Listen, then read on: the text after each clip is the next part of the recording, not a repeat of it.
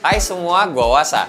Ini adalah iQOO Z7X 5G. Varian lebih terjangkaunya Z7 5G series kemarin yang udah sempat gue bahas. Ini ya di awal gua kasih tahu aja. Walau terjangkau dengan harganya yang mulai dari 3 jutaan kecil, iQOO tuh wajib temen-temen coba sih. Pasalnya, ini handphone tuh emang ditujuin banget buat performa dari awal kemunculannya si iQOO ini di Indonesia. Punya fitur yang emang ngedukung banget buat temen-temen yang mentingin performa di sebuah smartphone. Nah, di iQOO Z7X ini yang jadi keunggulannya adalah di sektor baterai sama pengecasannya. Pelan-pelan ya gue urutin bahasnya, mulai dari boxnya aja dulu yang identik sama Z7 sebelumnya nih. Buat kelengkapan isinya juga sama termasuk anti gores bawaan dan casing bawaan.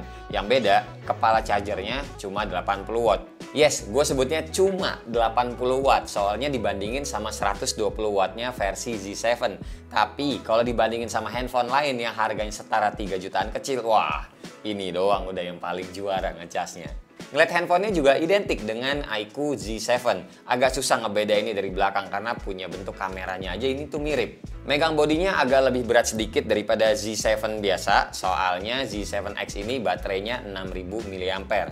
Di sebelah atas ada slot SIM yang hybrid dan mic, di sebelah kiri polosan, di sebelah kanan ada volume sama power yang nyatu sama fingerprint, dan di bagian bawah kita masih dikasih jack audio, mic, port Type-C dan speaker yang masih mono. Nah, speakernya ini mono tapi volumenya bisa di boost sampai 150%. Cuma kalau menurut gua jadinya malah agak cempreng sih.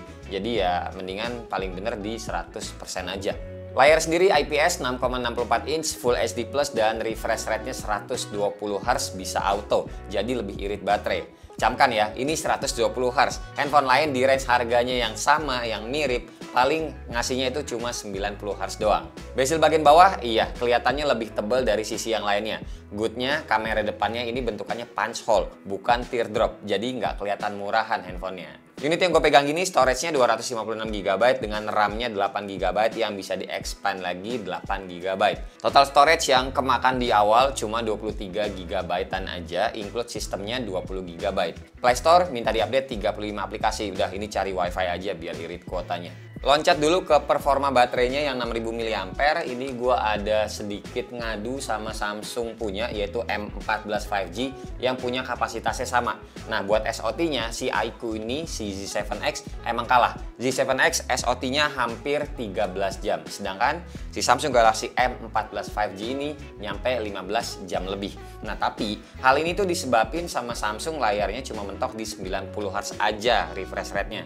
Sedangkan kalau Z7X ya gue masangnya refresh rate yang 120 Hz. Mungkin kalau gue pasangnya di refresh rate yang sama 90 Hz harusnya bisa lebih ngelawan juga. Hampir 13 jam juga ini udah lama kok SOT-nya si iQOO punya. Terus yang paling nyenenginnya banget tentu adalah soal ngecasnya. Galaxy M14 5G cuma dibekalin 25 watt aja. Ngecas dari 2% sampai full makan waktu 2 jam 13 menit. Sedangkan si iQOO dengan 80 wattnya cuma makan waktu nggak nyampe 1,5 jam aja dari yang ngecasnya juga sama-sama 2%. Si mid-range iQOO tuh emang nggak bisa dipandang sebelah mata soal performa.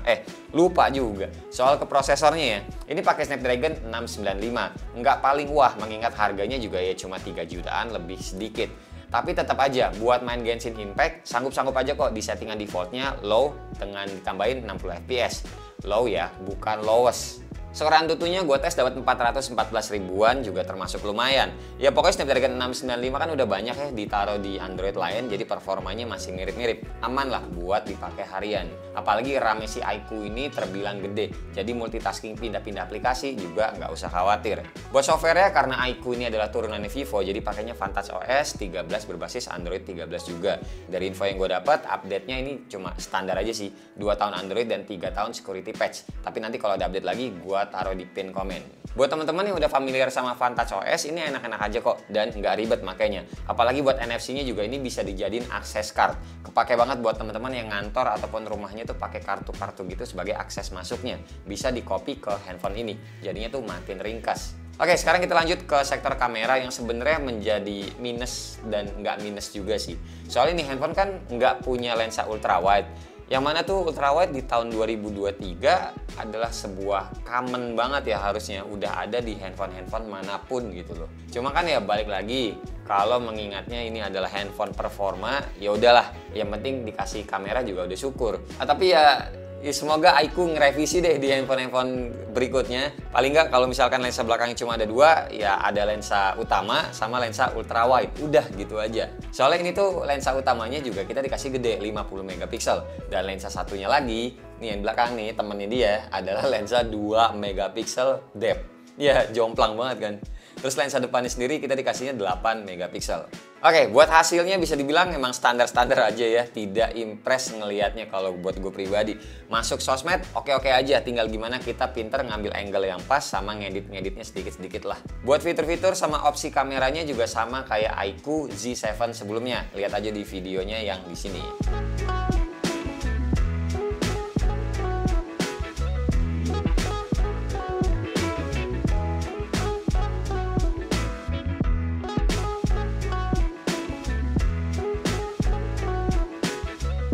Oke, ini contoh perekaman video kamera belakangnya 1080p 60 fps ya.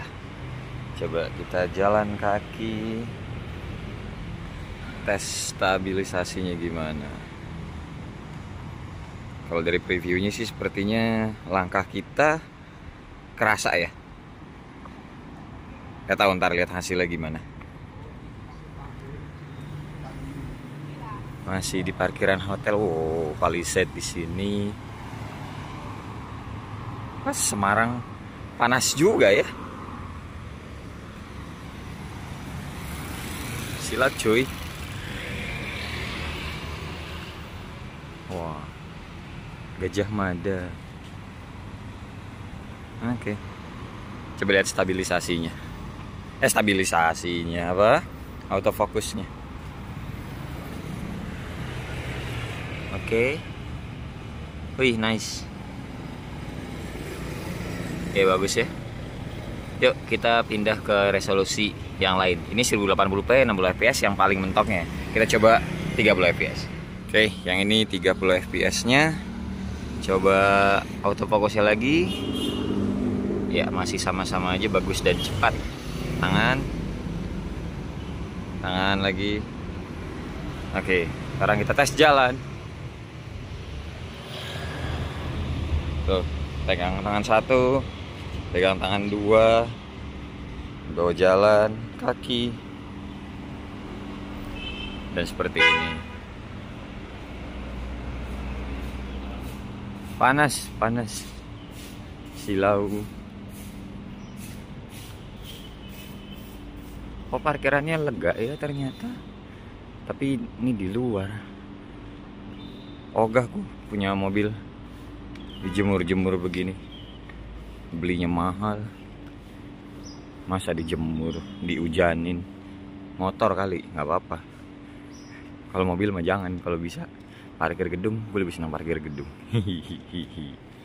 Oke, dah nih contoh 1080p 30 fps nya ya.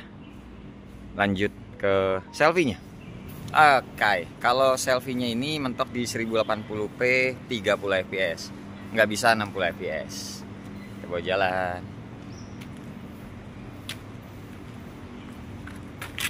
Ada motor jarang sih. Tuh, warna biru. Bison warna biru tuh udah mulai jarang di Jakarta, gue lihat juga. Yang suka ngeliatnya warna hitam atau warna silvernya.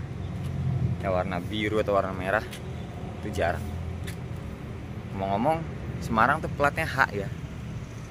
Gue baru ngehin. Seringnya itu platnya tuh kalau ke luar kota, ke Bali, DKI. Dan jujur ini baru pertama kalinya sih gue ke Semarang naik mobil. Kalau naik pesawat pernah, ini naik mobil karena ada urusan kerjaan, pakai mobil itu jalan-jalan bareng sama keluarga. Ditunggu aja nanti videonya gitu. Oke, dah ini pokoknya contoh video selfie-nya kalau teman-teman bawa handphone ini iQOO Z7X buat ngevlog. Oke, Lanjut. Oke, kesimpulannya sama kayak yang tadi gue bilang di awal, ini handphone tuh patut teman-teman cobain sih, apalagi dari yang sebelumnya mungkin udah pernah pakai merek X ataupun merek P. Yang paling berasa banget adalah UI-nya. Ini tuh smooth enak tanpa adanya iklan-iklan dan bug yang berarti. Terus soal baterai dan performa juga udah sesuai banget dengan tujuannya handphone ini dibuat dengan harga yang terjangkau. Service center juga pastinya banyak jaringannya lewat si Vivo. Pastinya udah ya di mana-mana adalah. Baterai gede 6000, ngecas 80 watt, layar 120 Hz, harganya juga terjangkau, kameranya doang paling yang standar-standar aja kenanya. Udahlah, sikat aja buat teman-teman yang mungkin lagi ada THR lebaran pengen beli handphone baru. Coba ini, iQOO. Gua bisa kasih saran kayak gitu sih. Oke, terima kasih banget buat teman-teman yang udah nonton dari awal sampai akhir dan sampai ketemu di video selanjutnya. Bye-bye. Cheers.